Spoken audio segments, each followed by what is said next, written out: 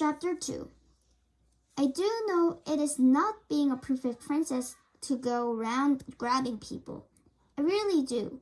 But Perfecta made me so mad I couldn't help it. For a second, I didn't care one bit about Tiara points or even the Tiara Club. I held Alice's hand and I said in my very loudest voice, "Sometimes Princess Perfecta is so stupid. The richest princess in the whole wide world would never be special as you, Alice.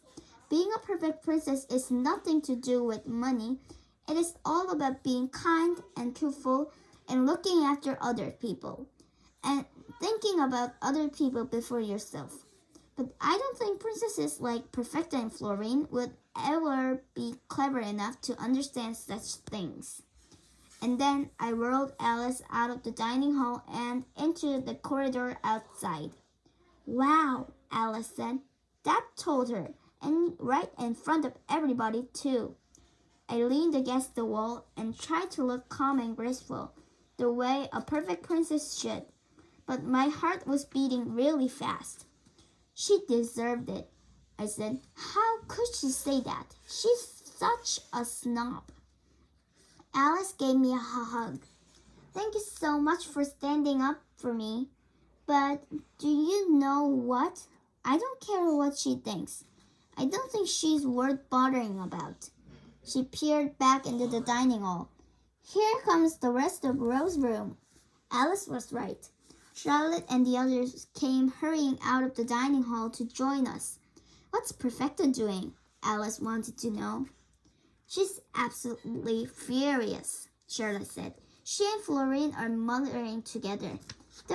They're probably planning a dreadful revenge." I calmed down a bit, and part of me was beginning to worry. It wasn't perfect or princessy to call someone stupid in front of everyone in the first year. But I told myself, Perfecta had been truly horrible to Alice. We went off to the cloakroom to wash our hands. As we were coming out again, I saw Perfecta and Florine walking toward me. All at once, a sort of fight broke out inside my head. Have you ever had that happen? Part of me wanted to walk right past Perfecta and pretend she wasn't there, but another bit of me was telling me I should smile at her if nothing had happened, and another bit was wondering if I should say sorry. I didn't have to decide. Perfecta came straight up to me. "Do you know what you are, Princess Sophia?" she hissed. "You're a horrible goody-goody. You're so sugary sweet and nice as pie you may be sick. But don't you think you can get away with this?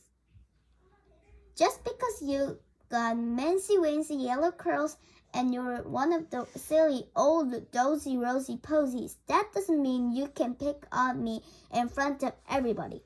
You're a horrible laddie-da show-off."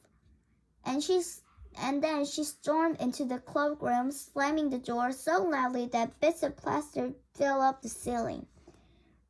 Florine scuttled after her, and as she vanished, she squeaked, "And we're going to get you back. So there." "Oh dear," I said. "Just ignore her," Alice said. "Come on, let's go see what the Grand High Duchess has lined up for us." "She'd never dare do anything anyway," Daisy said. "Whatever would Queen Gloriana and Fairy G say if they found one princess sticking pins into another?" That made me laugh, and we bounced into the sewing room to find Duchess Delia and Fairy G arranging huge piles of gorgeous material on the tables. And when I say gorgeous, I really mean it. I'd never seen anything like it in my whole life.